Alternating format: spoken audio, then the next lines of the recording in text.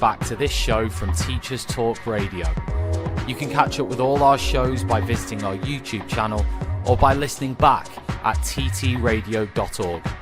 Don't forget to like and subscribe to enjoy more live education conversation from TTR. We hope you enjoy this show.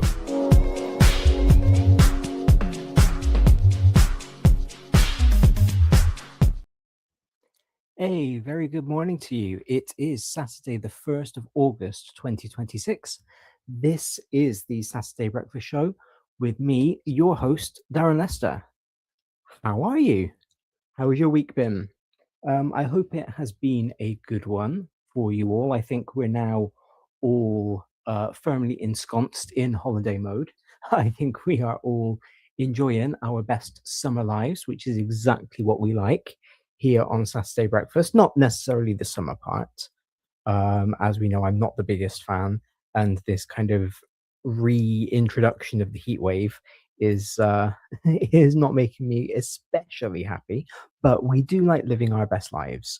Saturday Breakfast, we are all about making sure that we are having a very good time with this time that we have on the planet. It means that we are looking after ourselves. It means that we are doing the very best that we can by our work, by our young people, and just in general, trying to make sure that everything is as happy, as positive, as uplifting as it can be. So that's the kind of vibe that we are going for. That sort of, despite the topic of today's show, which might not seem particularly uplifting, and we'll get to that in a second, that is absolutely what we go for here on a Saturday morning. So I hope that your week has reflected that. Mine has been quite a good one. I've been able to do lots of work. That doesn't really make a change, but I quite like that.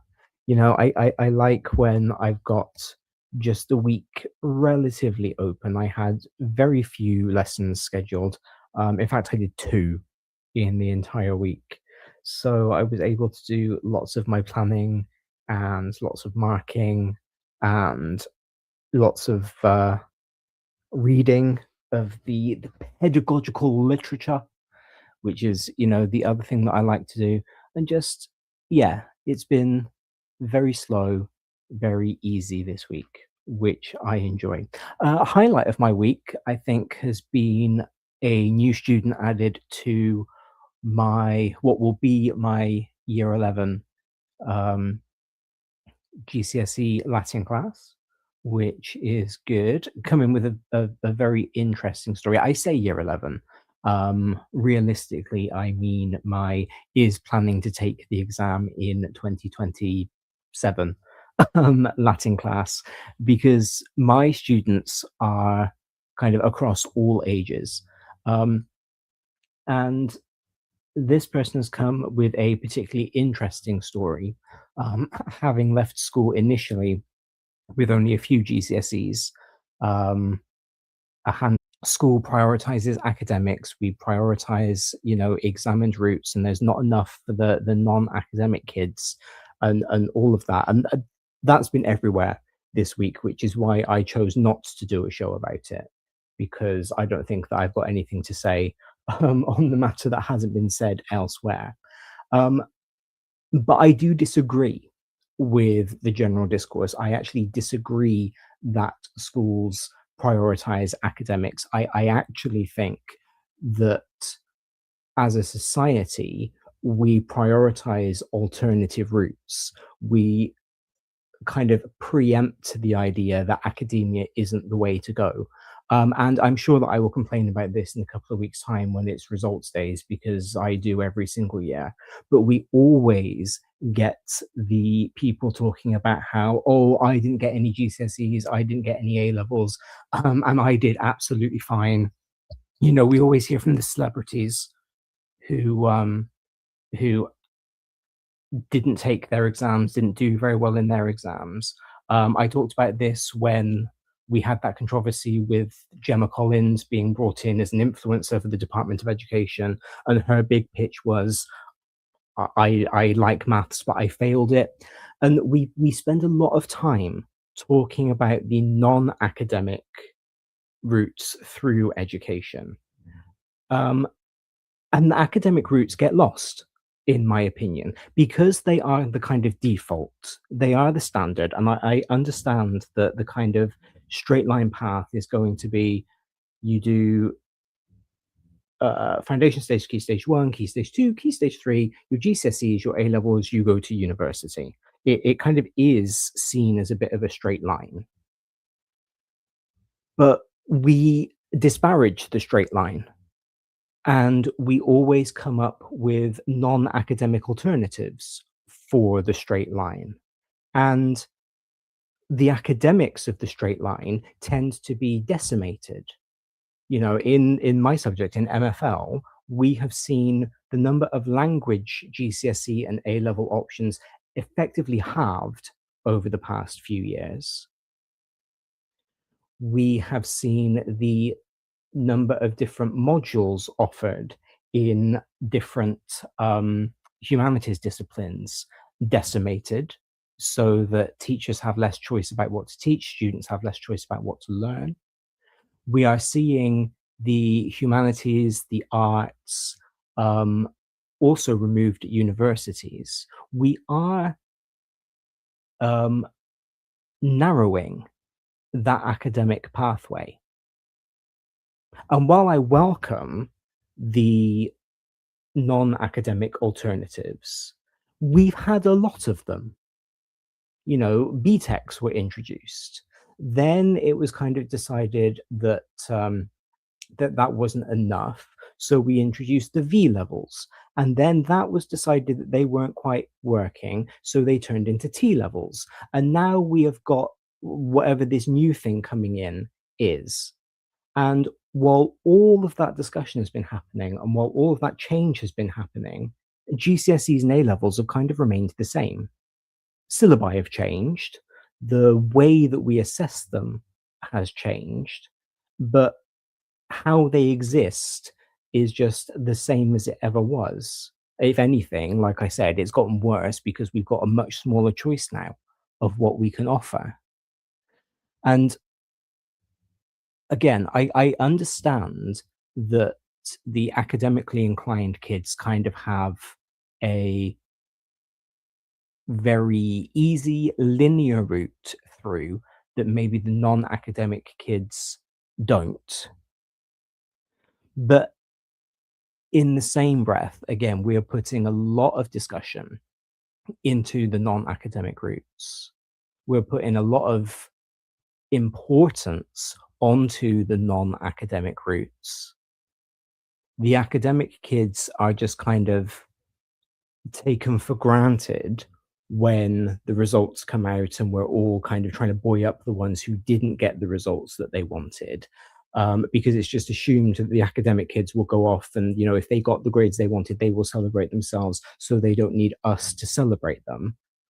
And I am worried about what this does in terms of the national conversation about the importance of education.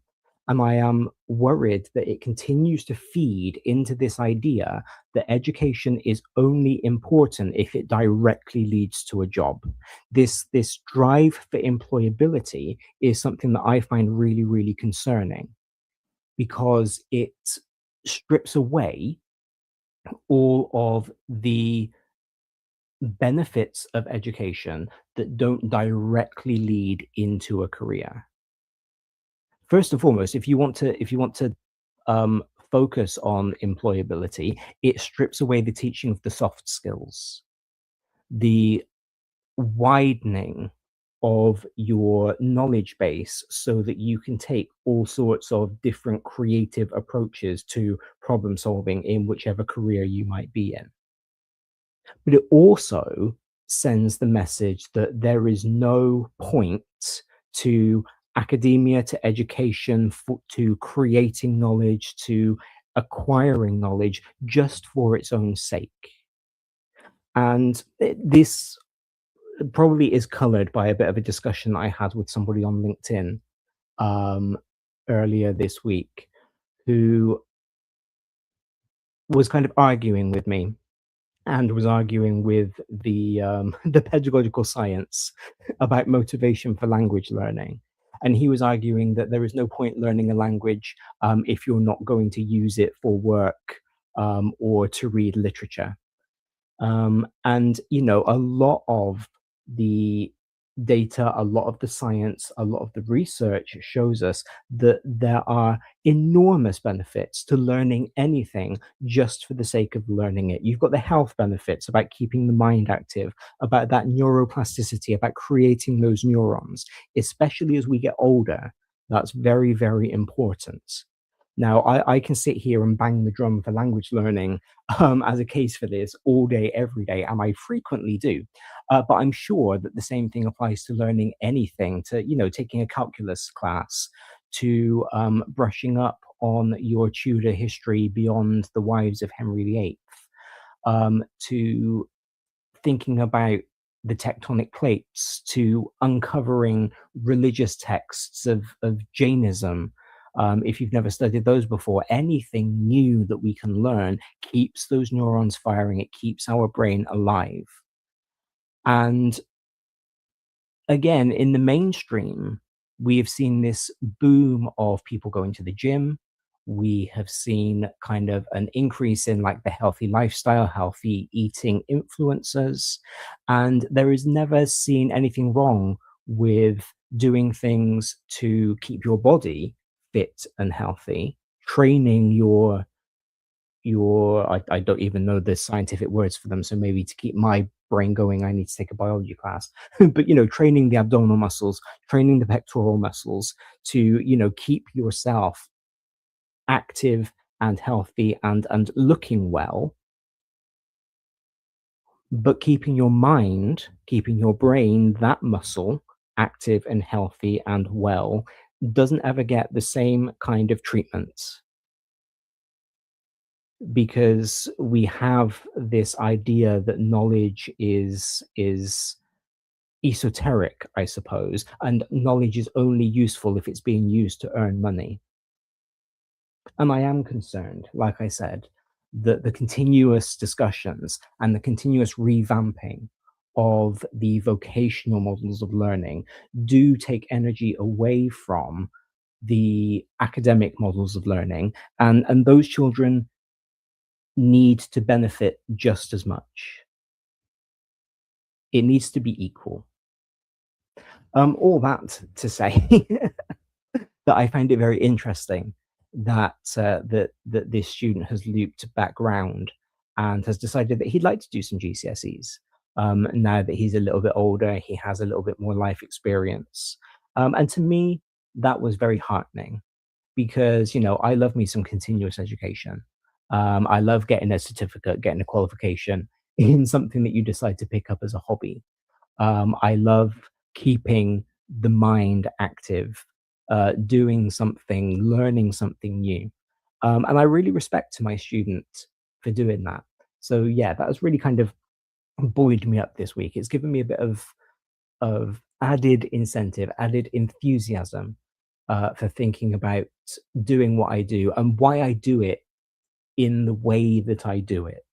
I teach at an online school, which, if you've listened to the show for more than 5 minutes in the past, you will know. And one of the things I love about teaching at an online school is that I can be part of widening access to education for people. I do believe that all students should have access to learn anything that they want to learn. And I understand that there are that there are barriers to that. There are practicalities that mean no one school can offer all of the subjects on offer, no matter how much they want to. So I do love that the online education is becoming more mainstream, so that all people can access any kind of learning, and they can pick up any kind of skills that they want to. I do think that's really important.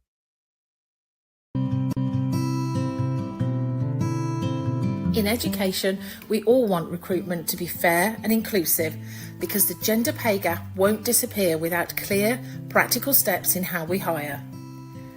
Recent national research shows schools are already taking meaningful action. 40% of leaders now include pay or progression details in adverts. 35% highlight well-being support, and around 1 in 5 are using anonymised shortlisting to reduce bias. Teaching vacancies, the Department for Education's free official job listing service, makes these steps easier with clear salary fields, flexible working filters, and an application format that supports blind recruitment. It also removes previous salary questions so candidates are assessed on their skills and experience rather than their past pay. For your next hire or your next role, go online and search Teaching Vacancies Gov UK. This show is brought to you in partnership with Hachette Learning, publishers of professional development books and resources that support great teaching and learning in schools around the world. Level up your professional development today and visit hachetlearning.com to explore the full range of titles. This is Teachers Talk Radio, and this is Teachers Talk Radio News. Schools Week says a new similar schools model to be used by Ofsted from September won't consider a setting's geographical location, leading to concern it won't adequately consider context. Ofsted has said the model will help strengthen how a school's context is taken into account by inspectors, allowing them to examine performance both compared to national benchmarks and to other schools in a similar context. The data will also be available to schools to identify areas for improvement and connect with others. Experts say there are major oversights with the plan, including a lack of consideration of a school's location and the omission of data on pupil ethnicity. Full details on how the proposed model will work can be found online, as well as comment from education leaders. The BBC covers comments from newly appointed Education Secretary Lucy Powell, who says that making sure the student loan system is fair is at the top of her in tray. She says she stands by comments she made in February when she called interest rates for graduates with Plan 2 loans egregious. She said she was committed to looking at the issue, although acknowledged she can't make any promises about changes. Plan 2 loans were taken out by students in England between September 2012 and July 2023, and they are still issued in Wales. Graduates pay back what they earn above the repayment threshold at a rate of 9%. In November last year, then Chancellor Rachel Reeves said the repayment threshold would be frozen at £29,385 instead of rising with inflation, resulting in earlier repayments for many. More details can be found on the BBC News website. BBC Channel Islands says Guernsey will be providing 2 teachers and a part-time head teacher for SARC's only school from September. It follows the departure of the former head teacher, who was suspended after an investigation in March and later had employment terminated. The Guernsey Education Committee agreed to provide the staff with SARC covering the costs. The school, which caters for pupils aged 3 to 13, is the only one on the island. A spokesperson for the Education Committee in Guernsey said it wanted to ensure pupils across the bailiwick had the best possible education. Finally, The Guardian says that swimming classes have started again in Gaza after 3 years of war. Hundreds of children are learning to float, doggy paddle and take their first strokes in 5 makeshift sea pools built from sandbags and rubble. Amjad Tantesh, who founded Gaza's first swimming academy more than 2 decades ago, has mobilised dozens of volunteers this summer to create the string of pools on the beaches of central Gaza, with tarpaulins providing some shade from the fierce Mediterranean sun. In the morning, they hold free classes for children whose parents were killed in the Israeli attacks. There has been no formal schooling for 3 years, and almost all school buildings have been destroyed. So the swimming classes bring some relief. Full details can be found online. This has been Teachers Talk Radio News with Joe Fox.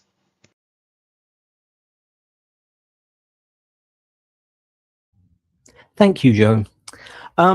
So one of the rabbit holes that I have found myself falling down over the past couple of weeks has been YouTube deep dives, where you get it kind of like a visual podcast, I suppose. You have a presenter and they will look at kind of internet drama or what's been going on in the influencer world, or stuff like that, and they will kind of unpick it, unravel it.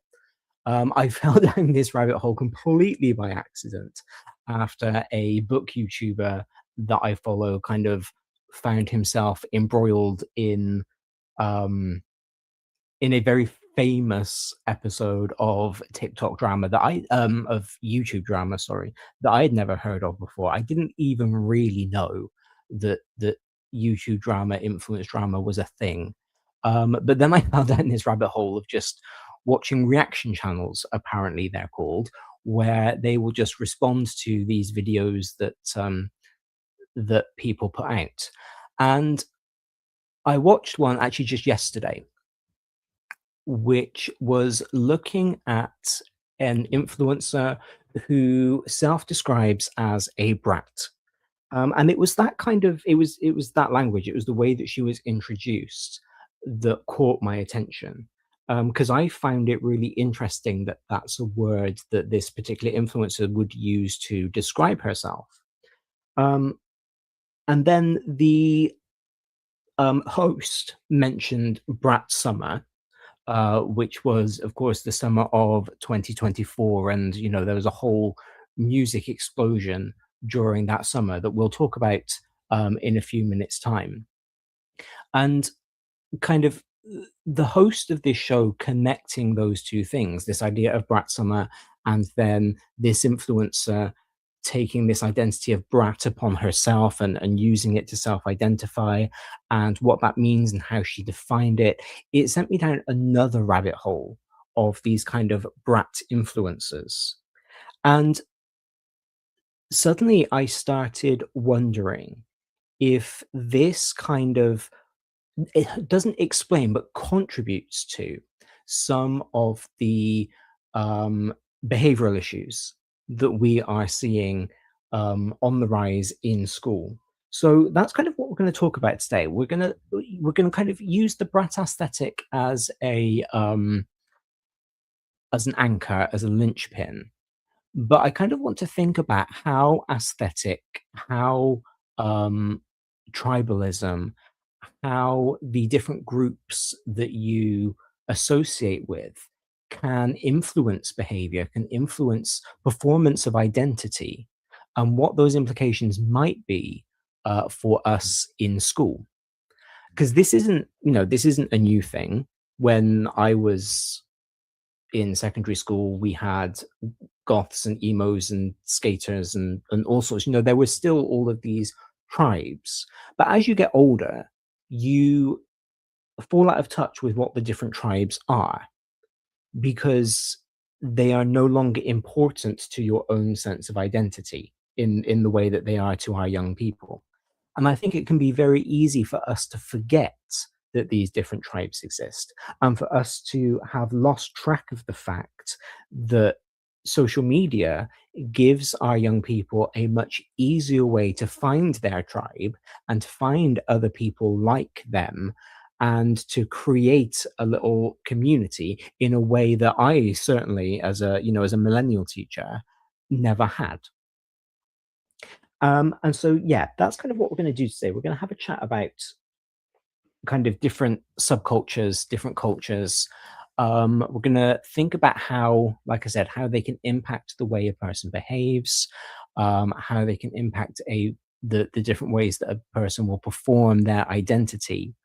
And yeah, we're going to use the brat aesthetic to do that.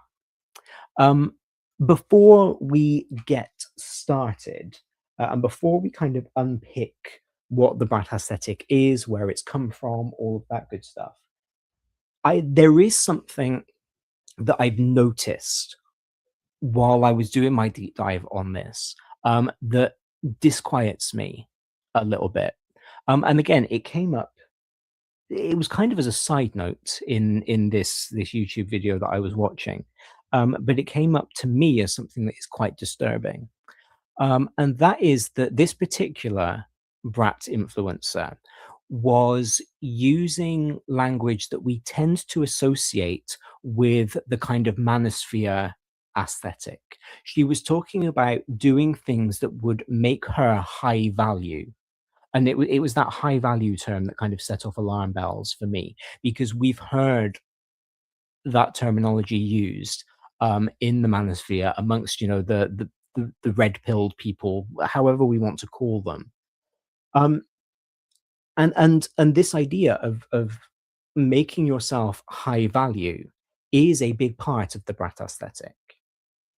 And it's kind of pitched as knowing your own self-worth, having a strong sense of who you are, and not taking any rubbish from anybody, which on the surface I think is really good. But when they start talking about high value, that sort of shifts the focus from them wanting to be strong, independent young women, because the Brat aesthetic is predominantly a female aesthetic, which is something else I will just bring up before we get started in a second. Um, and it turns it into, how are they creating their own self-worth for somebody else, for men? Let's be honest. That's kind of the implication that we have. Because if you are high value, then that means that there must be somebody else to value you. And the fact that there is this misogynistic language permeating through the Brat influencers, that concerns me. But the other thing that concerns me is the societal response to it. Because we've had documentaries about the manosphere, we've had Netflix dramas made about boys being brought into the manosphere, and how negatively it is impacting them, how awful these boys are being, how they need to change. But we've not seen the same response to the girls who are also internalizing this manosphere ideology. We haven't jumped on their aesthetic. We haven't jumped on their tribalism. And I think that this is a very complicated topic. I think it's a very nuanced topic. And I think there is a mix here of a history of correcting boys' behavior. I think there is a history of ignoring internalized misogyny in girls, which can be detrimental to them. I think there is a history of writing off girls' interests as being less valid, less important, and focusing on what boys are interested in. I think that there is a massive history in how we treat boys and girls similarly and differently. And I think in this case, where we have jumped on and focused on trying to save the boys from the manosphere, which, don't get me wrong, is something that we should be doing. And let's be honest, sort of demonizing the boys who fell into that aesthetic. We made sure that we talked about how awful their behavior was before we talked about saving them, before we talked about trying to bring them out of it. And yet we've kind of ignored the impact that this has had on girls outside of the misogyny that they are experiencing by boys. We've ignored the internalized misogyny. We've kind of ignored, at least as far as I can see, we've ignored the misogyny from other women, just to focus on how the boys have responded. And again, there's a big history there that I don't want to unpack right now, because I've not done enough research. I'm not well enough informed. This is just sort of my off the cuff gut feeling about it. But I do think it's important to acknowledge that. The other thing that I think is really important for me to acknowledge is that there is a history of adults and of specifically adult men belittling things that are feminine, belittling things that are interesting to girls, that are interesting to women, and trying to make them seem lesser. And I acknowledge that kind of Brat summer, Brat culture is a predominantly female aesthetic. It's predominantly a young female aesthetic. And I'm aware that I am an adult man coming in, and I will be speaking quite negatively about this aesthetic that is important to lots of young women. So I'm going to acknowledge that. I don't think that that means that I can't speak on it. I don't think that that means that I shouldn't speak on it. I just think it's important for all of us to recognize that bias that is coming through, that kind of history of men speaking about women's topics, so that we recognize that this is the lens through which I'm sort of examining this. All right. All that said, this wouldn't be Saturday breakfast. I wouldn't be me if I didn't start by kind of unpicking this word brat to start with, because that was, again, like I said, it was what pricked my ears. Because for me, brat has very negative connotations. I'm not aware that it's undergone any kind of semantic shift recently. I'm not aware that it's picked up any positive connotations that I just didn't know about. It may have done, and so the next 5 minutes might end up being a bit redundant, but that's okay. But as far as I'm aware, Brat is still kind of very loaded with negative imagery. You think about the annoying kids, the badly behaved kids. There's law. I don't know if it's true, but I've heard that Bart Simpson is deliberately called Bart because it's an anagram of brat, and he was supposed to kind of encapsulate what it was to be a bratty child. So I was intrigued by the fact that this is the name of the aesthetic. This is a term that these young women are applying to themselves and owning about themselves. So I kind of looked into the etymology of it. And it has undergone some semantic shift over the past sort of 6-ish hundred years, which I think is really important. So, brat initially entered the English language in the 1400s ish. We've got reference to Chaucer using it, but it meant a cloak that was made out of itchy, scratchy material. And that probably entered English, Middle English, Modern English, directly via Old English, where the word brat with 2 T's rather than 1, it just meant a coat or a cloak. And linguists think that it's got a common Celtic source, because the Old Irish word brat also means coat, cloak, cloth. So it kind of comes into English, 1400s, it means a coat. It sort of remains just meaning cloak, coat, for about 100 years. And then we've got this reference to it by William Dunbar in his work Flighting from around 1500. And lots of dictionaries will cite this as the first use of it for meaning a child, but it's actually not very clear. And there are lots of people who argue that it still means coat at this point. The Dictionary of Scots Language specifically questions exactly how Dunbar was meaning it. So again, we don't really get anything that is clearly linked to a child until 1530. And in 1530, or by 1530 at least, it has come to mean specifically a child's apron.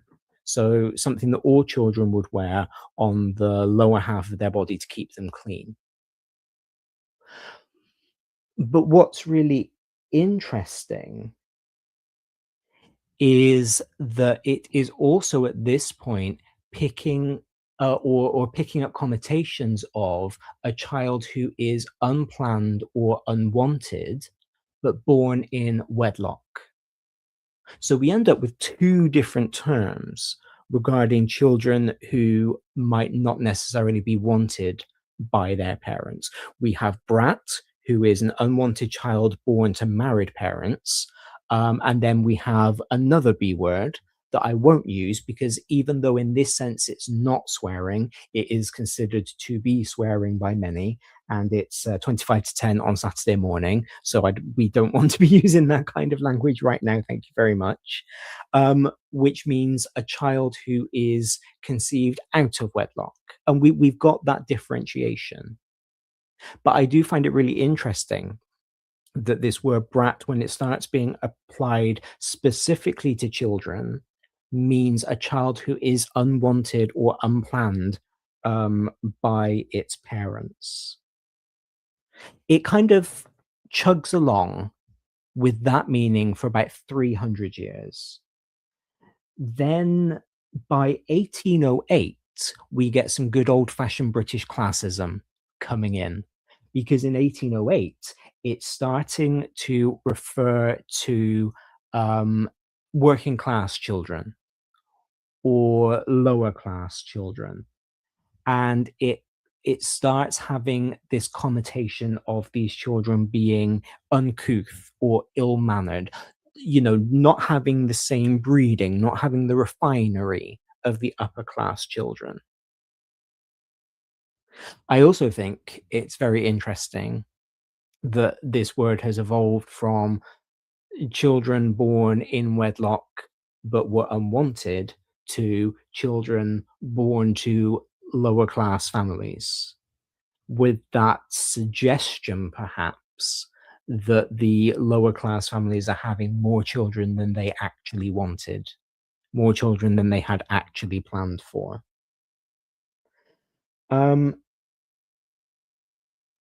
It then didn't change meaning again, and it hasn't changed meaning again. That idea of an uncouth, ill-mannered child is the one that pricked my ears when I heard it on this YouTube video. But there is an addition to the meaning that comes along in 1968, which is when people start referring to adults as brats. And in this case, it's referred to adults who have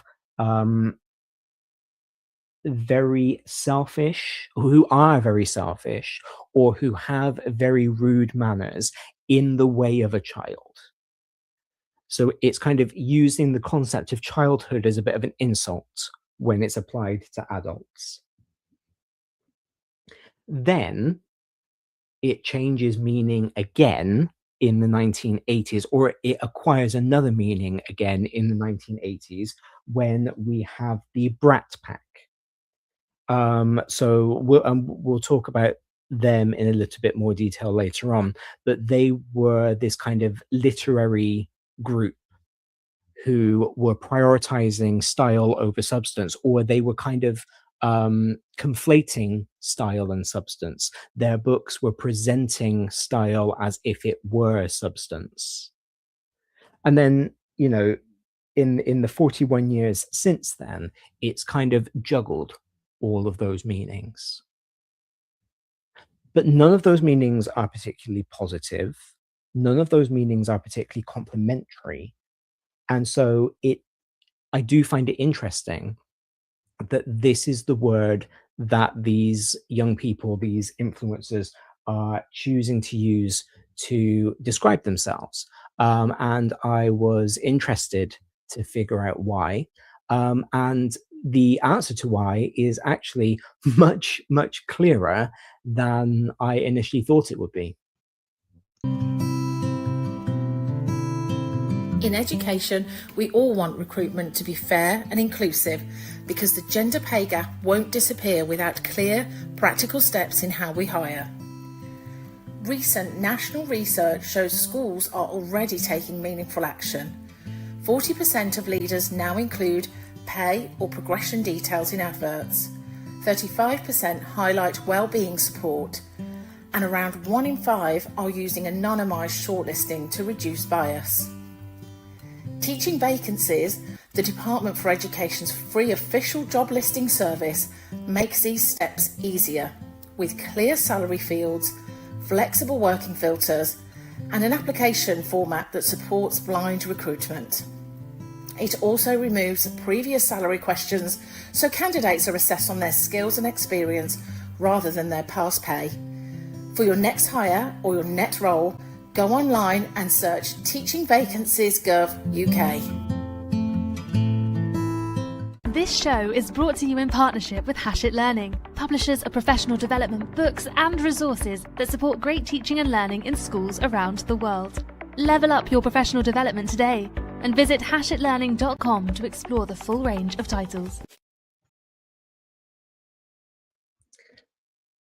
So in June 2024, British singer Charlie XCX, and this is where I kind of pull out my old man card, and I say I think that's how you pronounce Charlie's name. I think she's XCX and not like 10, 110 or 9010 or anything like that. So I'm going to use XCX, and I apologize if I'm getting that wrong.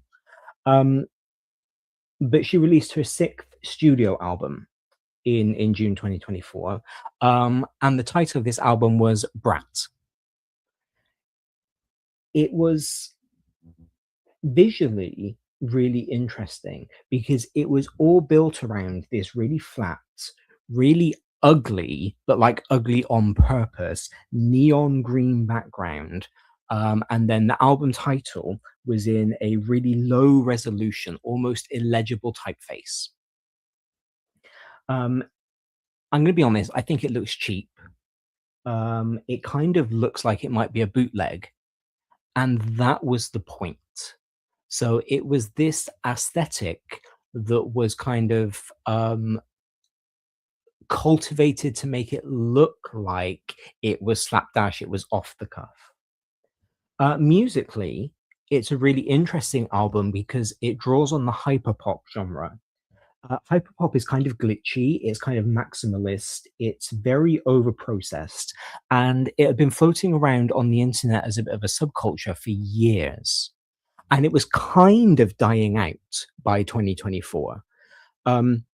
There was this mix of Gen Z not being nightlife people. They were starting by this point to sort of get that reputation as being generation boring, generation sensible, because they don't go out, they don't do clubs, they don't do dance music, they don't do hyperpop.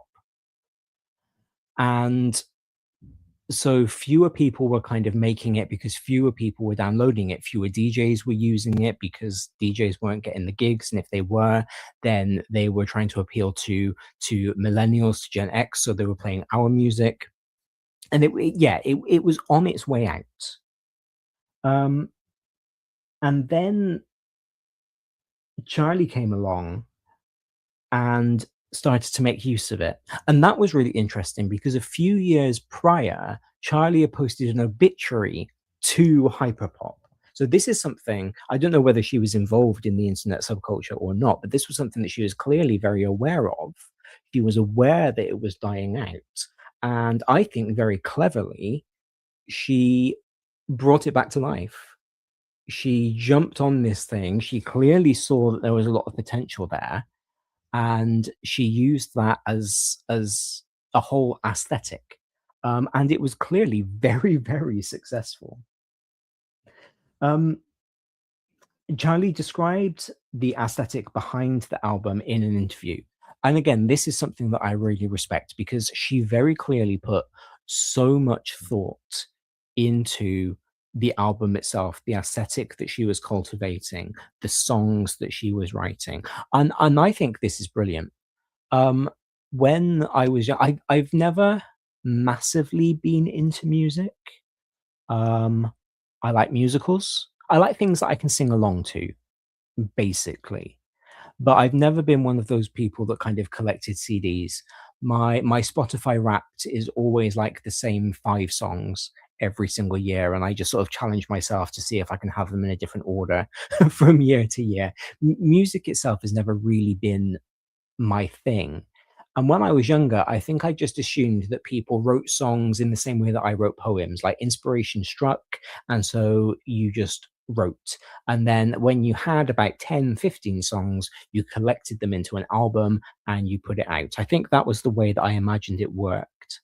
So when I started to learn more about the industry, and I started to learn more about people who are singers by profession, singer-songwriters by profession, and I learnt that they very deliberately curate the albums that they're putting together. You know, not every album is a best of album. It's, you know, there's storytelling involved. There are through lines. They are anthologies, if you like. They are the poetry anthologies that I've always loved, just set to music. And I think that's brilliant. I love that somebody might sit down with a brand new notebook, like I do when I'm starting to write a new book or a new set of shows or whatever, and go, this is my notebook for this album, which is going to have this aesthetic. Now, I'm going to be honest, I haven't read the actual interview that Charlie did. I've seen it kind of paraphrased in the literature that I was reading about this. But essentially, she described the Brat aesthetic as being a slightly disheveled party girl, someone who is a little bit messy, someone who is a little bit blunt, someone who is a little bit volatile, someone who says what she thinks and doesn't apologize for it. So in my head, just as I was trying to personify this aesthetic, I'm imagining kind of like going back to the early 2000s it girls stumbling out of clubs at 2 o'clock in the morning, you know, ready to be a little bit mouthy, ready to shout at the paparazzi who are trying to get their pictures to sell to whatever tabloid wants it, and ready to stand up for themselves. That was kind of the image that I had in my head. And a lot of the literature kind of makes those same references. They point out the fact that nothing within this concept is new. We've always had this idea of being a little bit messy, of breaking away from the mainstream, of rebelling against what you are told you ought to be, and of standing up for your own right to do that. At the time, I love the fact that I'm saying at the time as if this is some kind of historical era. It was 2024. But this is the thing about youth trends and particularly youth aesthetics these days, is that they change so quickly. The life cycle of a trend is a matter of months at the moment, because it has to be whatever will keep people engaged with the content creation. And so there is this kind of constant cycling of trends as we have this constant cycling of novelty. But at the time, the prevailing trends on social media were to be hyper curated in a very traditionally feminine way. Let's phrase it that way. So it was about getting your nails done. It was about getting your hair done. It was about the look. What is the outfit of the day? And it was going to be very deliberately coordinated, very deliberately put together.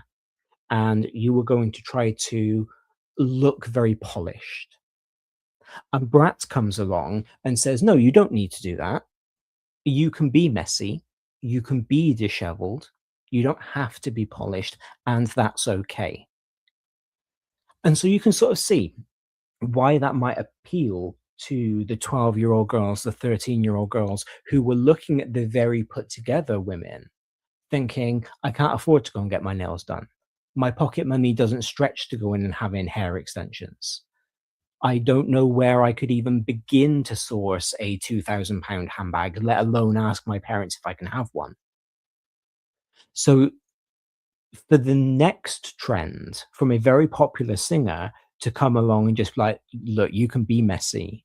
You don't need to be put together. You don't need all this expensive makeup. You can see why that would be appealing as that kind of backlash against it. And again, it's not new. In the 80s, the 90s, the early 2000s, we had the goths, we had the emos, we had the skaters, which were there to deliberately push back against that kind of preppy,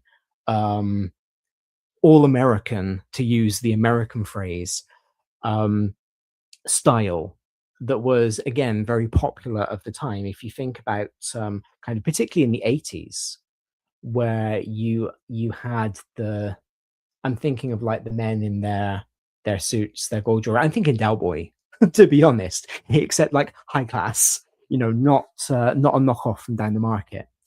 But culture has always been about the majority doing one thing and the majority trying to fit in with each other, and then a minority trying to push back against that, but also trying to fit in with each other.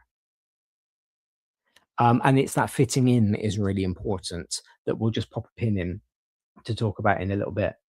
But if we go back to the summer of 2024, within a few weeks, this idea of Brat stopped just being about the album, and it had become this kind of shorthand for this entire aesthetic. It happened super quickly. It was about bold and unfussy fashions. It was about a slightly chaotic, I've not been to bed in 72 hours energy. And yeah, it was about rejecting this incredibly groomed, incredibly filtered, clean girl aesthetic that had become the norm. Then, and I'm not sure we would be having this conversation if it weren't from this, American politics got involved. And this was the thing that sort of blew my mind on this topic, because we know that it's very difficult for British music artists to make it, in inverted commas, in the US. We know that the US itself is a heavy entertainment juggernaut. And it's far more likely that we will get American music than they will get ours. But in July 2024, the Democratic vice presidential, and yeah, at this point it was her presidential candidate's campaign team, leaned into the Brat aesthetic. After Charlie posted, in reference specifically to Kamala Harris, 3 words, she said, "Kamala is Brat." And the campaign's social media accounts adopted this kind of neon green branding pretty much overnight. And suddenly you had this hyperpop album doing the work of a campaign poster. And all sorts of outlets were writing analytical pieces about whether or not an internet aesthetic could swing youth turnout in a presidential election. And I think that's wild, because there's a lot of discussion about how we get young people involved in politics. And clearly, this is how that campaign thought that they could do it. Now, Amy Whiteside published in the journal Communication and Critical Cultural Studies, looking at this phenomenon. And she took a bit of a skeptical lens to it. She coined this term nihilistic feminism to describe what she saw as sort of underpinning the surface of the Brat aesthetic. She sees this as a feminism that has essentially given up. It's one that is kind of acknowledging in theory that we need structural change, but suggesting that in practice this change is impossible. And so what these people are doing is redirecting all of that energy that they might usually use in making structural societal change into individualism, into pleasure seeking. And I think that's really interesting. I'm not entirely sure if I agree with this concept of nihilistic feminism, but I do think that Whiteside's lens on this as being hyper individual, as being pleasure seeking, kind of hits the nail on the head, because I'm thinking back to this this influencer who I saw in the video. She doesn't work. She is, I think she was in her mid-20s, lives off of her parents. Not that that is necessarily a bad thing for all people. You know, the job market is terrible. We understand that. But she reveled in that. It was part of her identity that she just withdrew from Bank of Mum and Dad. It was all about shopping. It was all about curating her look. Ironically enough, if we're saying that Brat is supposed to be a combat against this kind of hyper polished, hyper put together look. And as I said at the beginning, it was all about self-improvement, which I'm, you know, like I said right at the top of today's show, I'm 100% here for, but in order to make herself high value. And again, I have an issue with that term because it, on the surface, looks like it is about self-celebration, self-improvement, but actually it's about self-improvement through the lens of somebody else. And we see that in some of the discourse that this particular influencer has, where she talks about what a great wife she is going to be because she's never had a boyfriend. And she's never had a boyfriend because she knows that she is somebody's wife. Those were her words. She very much defines herself through this kind of future man that she's going to meet, despite having never met him, and despite kind of espousing this doctrine, if you like, of self-empowerment, of individuality. And there's a bit of a disconnect there that I still can't quite wrap my head around. But I do find it very, very interesting because, again, it's the same language that we hear from the Manosphere boys. We hear the famous Manosphere influencers talking about high value women. And we've had that societal pushback against them saying it. But we don't see the same pushback about the women who have kind of bought into this mindset saying it about themselves.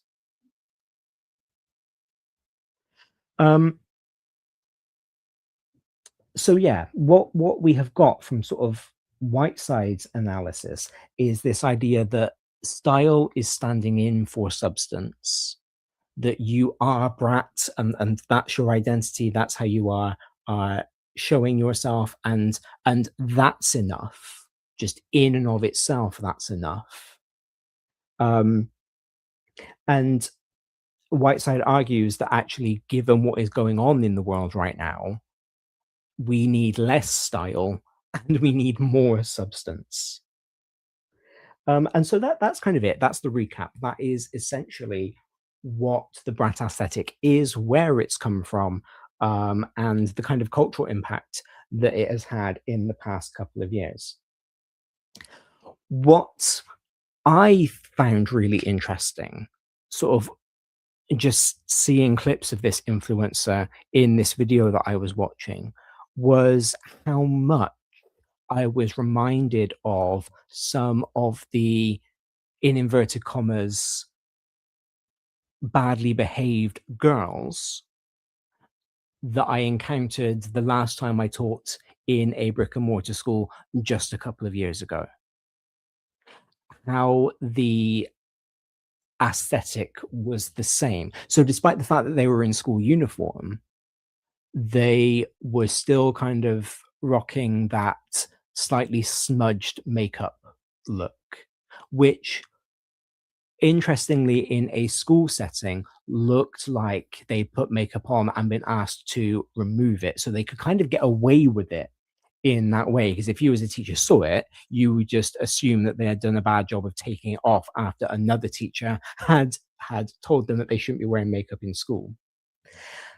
There is that that hyper individualism. It's all about me.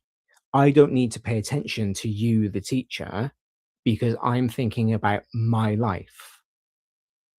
I'm thinking about my worth. I'm thinking about how I can be high value, and that doesn't involve being involved in whatever you happen to be chatting about up at the front. Thank you very much.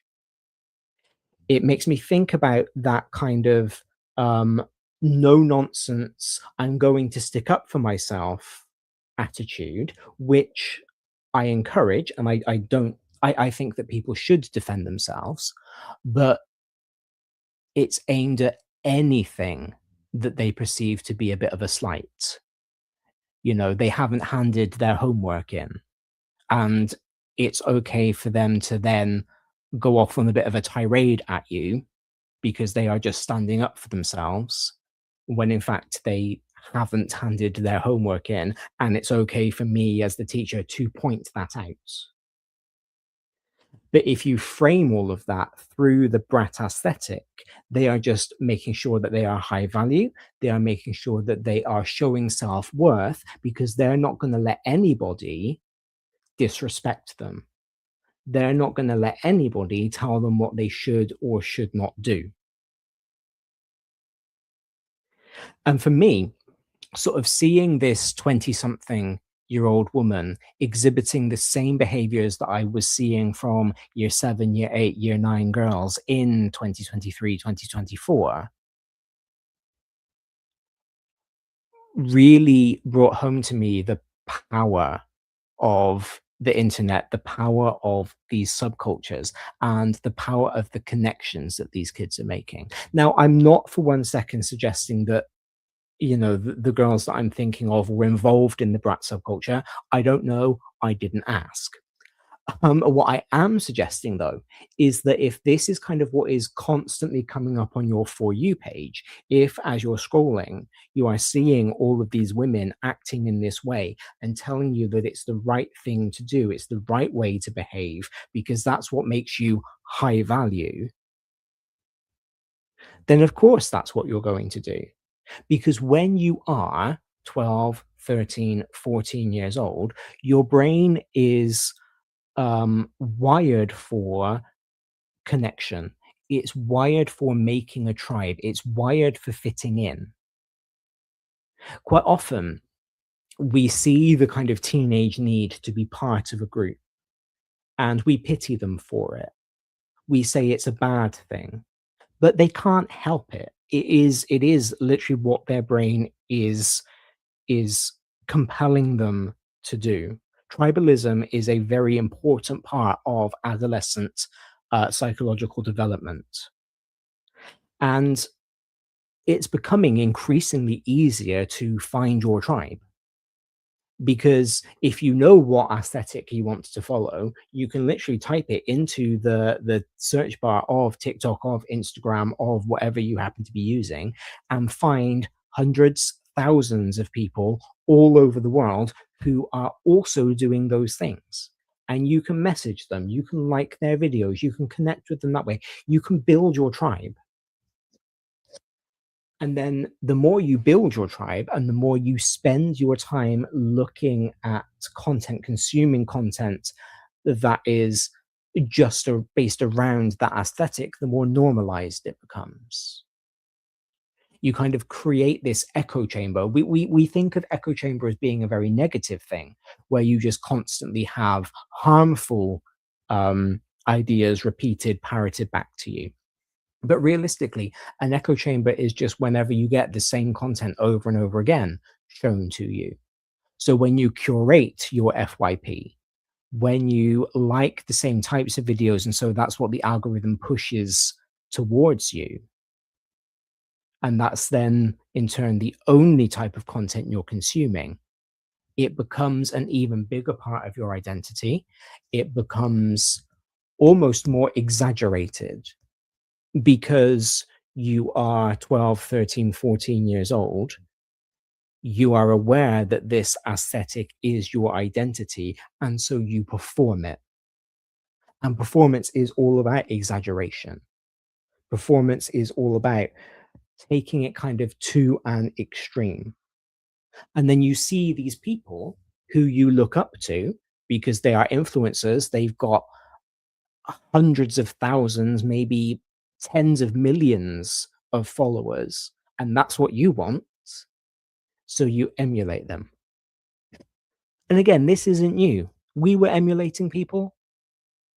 I remember when all the girls in school had Jennifer Aniston's haircut. It's exactly the same thing. It's just that the only thing realistically that has changed now is that children are less forced to engage with other content than we were. You know, if you were a girl in the late 90s, early 2000s, and you wanted to emulate Jennifer Aniston and you wanted to get her haircut and wear her clothes and all that sort of thing, you could, but she wasn't everywhere. And you didn't only interact with people in your personal life who were doing that same thing. You had to watch TV shows other than Friends. You had to talk to people other than the ones who were spending hundreds of pounds getting their haircut to look like her. You sort of didn't have a choice. Whereas these days, it's easier for our young people to curate their experience to only see people who kind of look like, behave like them.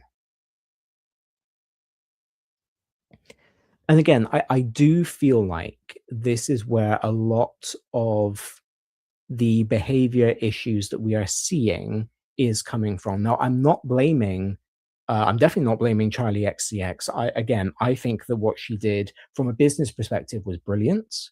From an artistic perspective, I've not listened to the album, but I will always champion any artist who has something inside them and they create it and they get it out there. You know, I'm all for that.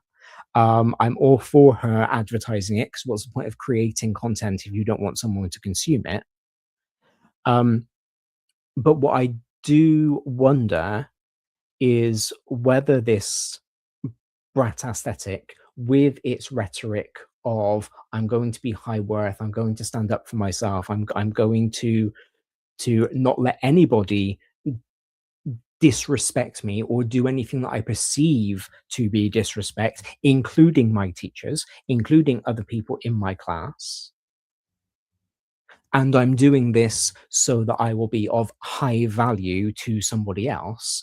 I can't help but wonder if this is not the cause, of course, but a contributor to some of the behavioral issues that we do see in our classrooms on a daily basis. In education, we all want recruitment to be fair and inclusive, because the gender pay gap won't disappear without clear, practical steps in how we hire. Recent national research shows schools are already taking meaningful action. 40% of leaders now include pay or progression details in adverts. 35% highlight well-being support, and around 1 in 5 are using anonymised shortlisting to reduce bias. Teaching vacancies, the Department for Education's free official job listing service, makes these steps easier, with clear salary fields, flexible working filters, and an application format that supports blind recruitment. It also removes previous salary questions, so candidates are assessed on their skills and experience rather than their past pay. For your next hire or your next role, go online and search Teaching Vacancies Gov UK.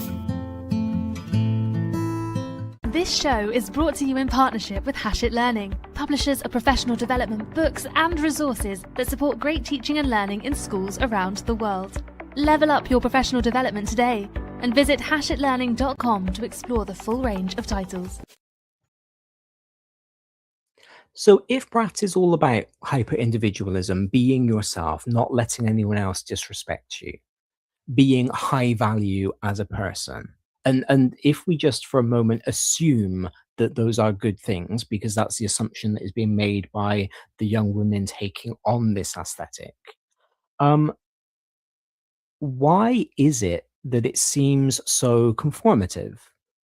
How are we able to say, or how am I able to suggest that this is one of the reasons why we might be seeing combative behavior in school, because surely they are all just being individuals. Surely that's part of the point, is they understand who they are, they understand their identity, and that is what they are performing. They're not worried about anybody else.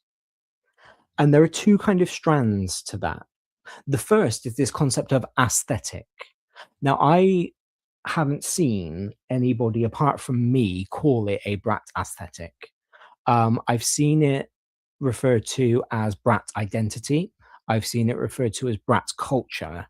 But it occurred to me that it is an aesthetic in the same way that, you know, the put together clean cut girls had an aesthetic, because you've got the slightly disheveled makeup look, but you've had to go and buy that makeup, and that makeup was probably quite expensive. You've got the kind of messy, looks like it's just been picked up off of the floor and thrown together outfits, but you've also got very high-end retailers realizing that this is a trend and creating their own branded version of, it looks like I've just picked this up off the floor. So there is that consumerism element to it. There is and again, that is always happened throughout all subcultures. There has been this idea of, I need this kind of uniform. There is this way that we in this culture look, and I am going to conform to that. I'm going to go, and I am a goth now, so I'm going to go and I'm going to buy the white face powder to pale my complexion. I'm going to buy the black nail varnish to color my nails. I'm going to buy the black lipstick, and I'm going to fit in, because it's those external signifiers that will show other people that you belong to that tribe. And as we've said, this concept of belonging to a tribe is very important in adolescent cognitive development. So there's that aspect to it. You need to kind of be buying the same things, looking the same way, so that other people know that you are one of them. There's also the algorithmic concept at play. Now, I am not anti-technology at all. I've always been a little bit iffy when it comes to social media. I was not an early adopter of social media at all, so I've never really understood how I feel about it. I definitely don't use TikTok. I can see myself losing hours and days to just random scrolling. But short form content, quite frankly, isn't for me. So the way that social media is going is not conducive to showing me a good time. So I don't want you to think that I am just kind of about to dunk on TikTok for the sake of dunking on TikTok. I recognize that it's not my thing, but I also recognize that it brings groups of people together. It can give connection, it can give community to children who find themselves ostracized, who find themselves lonely. I'm thinking perhaps of LGBTQ children who maybe are, as far as they're concerned, or as far as they're aware, the only LGBTQ person in their little rural town. And so they are using social media to connect with other people who are like them, to find that community. I understand that there are positives to it. But in 2023, so sort of predating the Brat album, but still pertinent to what we're talking about, Ibn Auf and colleagues published a cross-sectional survey of 384 Saudi teenagers aged between 12 and 19. And what they did was they measured TikTok use and how children self-reported social comparison and body image. And I don't want to sort of overstate the importance of this. This is one study conducted in one country. But I do think the results are quite striking. The young people who used TikTok showed significantly higher social comparison scores than those who didn't. So these Saudi teenagers who were on TikTok compared themselves to other people more frequently than those who were not. They also had significantly lower body image scores than those who didn't.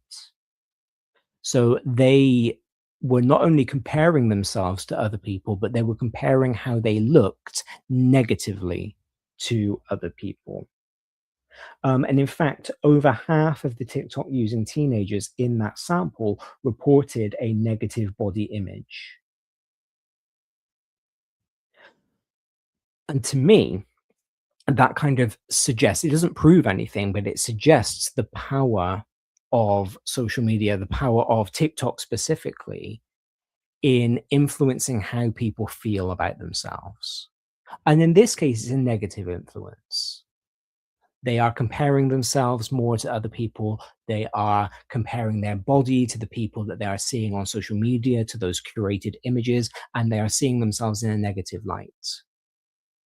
It can also be a positive, because you are seeing these influences in the aesthetic niche, in the Brat aesthetic that you want to emulate, and they are giving you something to aspire to. They are showing you how to behave. They are role modeling, essentially, what you should be doing in your life to be like them, to achieve what they have.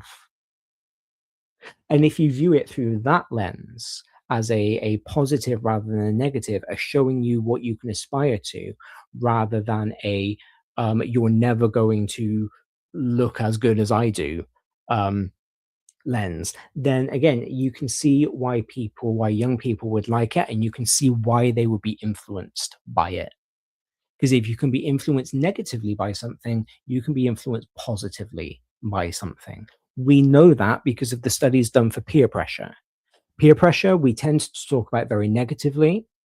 You know, it used to be, when I was younger, it used to be peer pressure for smoking. That is less of a concern these days, but now it could be peer pressure about vaping, about drug use, whatever. But we also talk about positive peer pressure. We talk about what happens when you put the one badly behaved kid in a class of well-behaved kids. It's what happens when we well-meaningly but misguidingly sit the poorly behaved kid next to the well-behaved kid in class, and then get the parents of the well-behaved kid complaining because their child can't learn.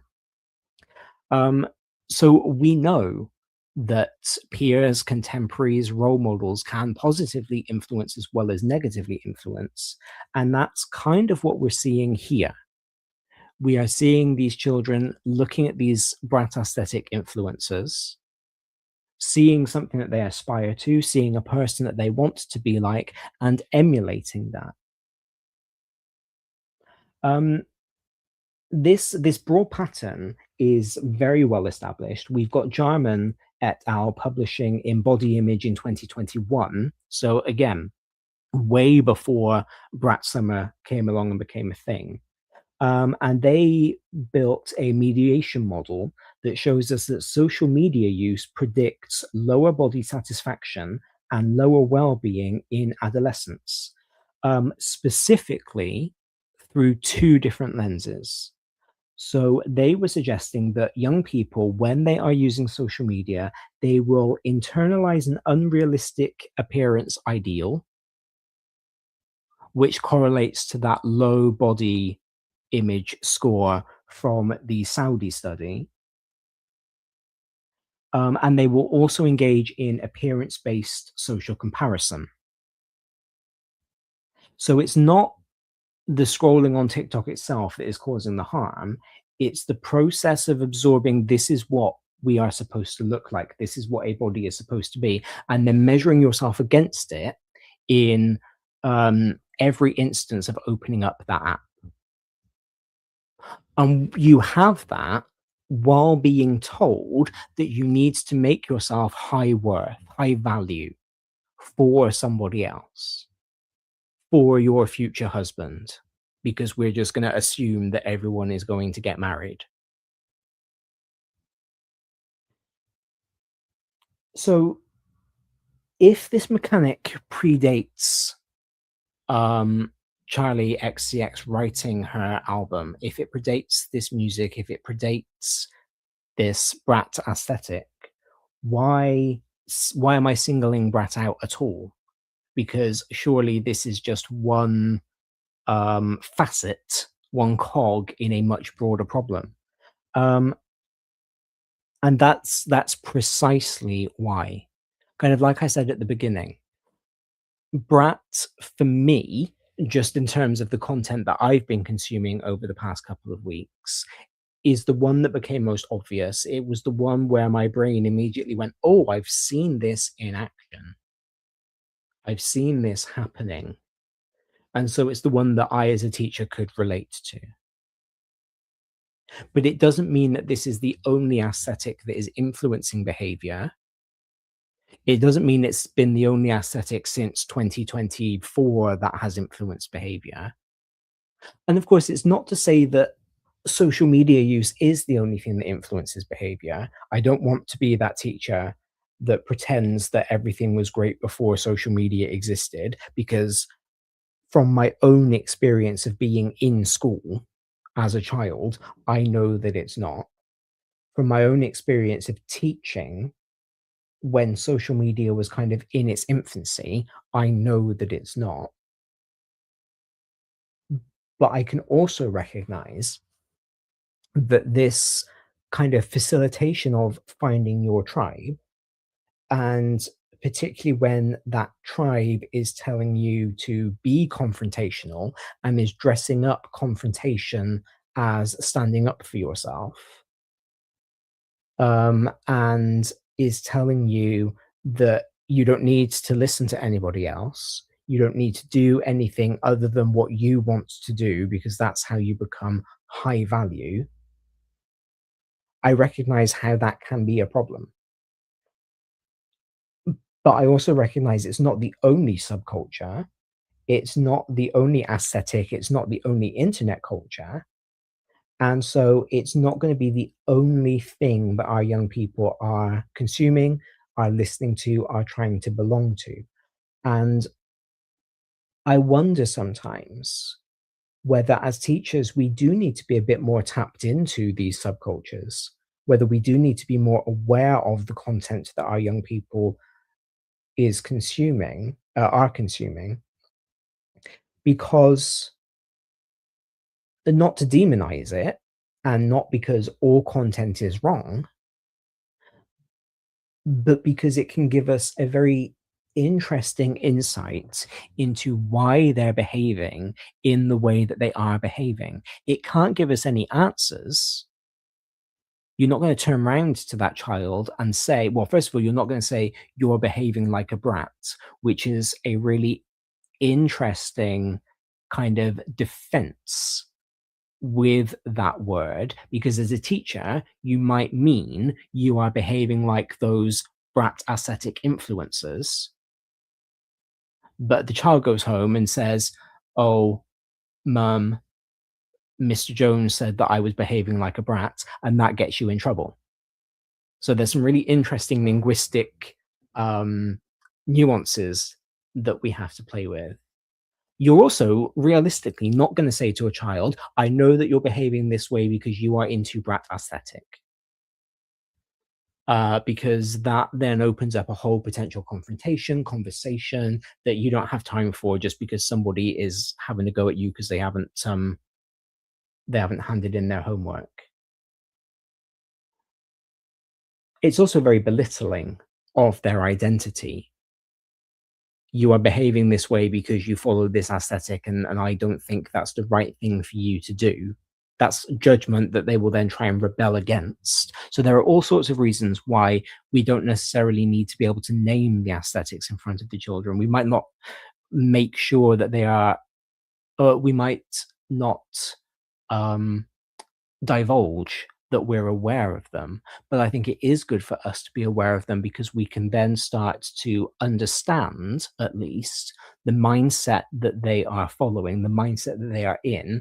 And it doesn't excuse behavior, it doesn't stop behavior, it doesn't even really tell us how to deal with it, but it does explain it. And I think quite often it can explain it in ways that are better than the current ways that we have to explain poor behavior. Because I think at the moment, or at least it gives another dimension.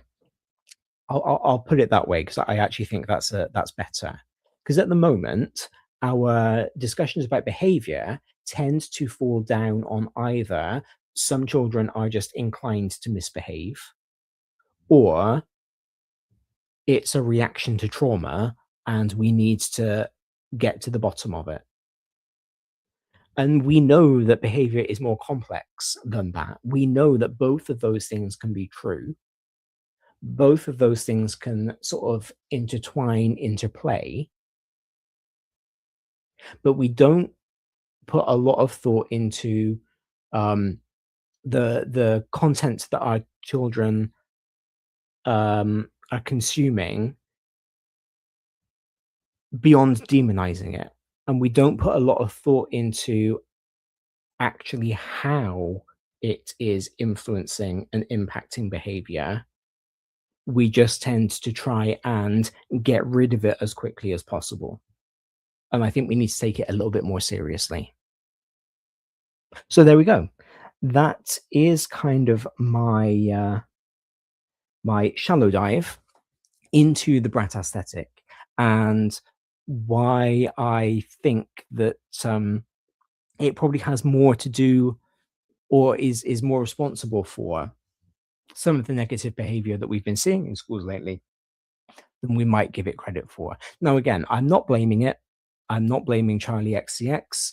I'm not suggesting that if we get rid of this one aesthetic, then all of our problems will be solved. I'm also not suggesting that if we get rid of social media, all of our problems will be solved. I am suggesting that our young people look for ways to belong.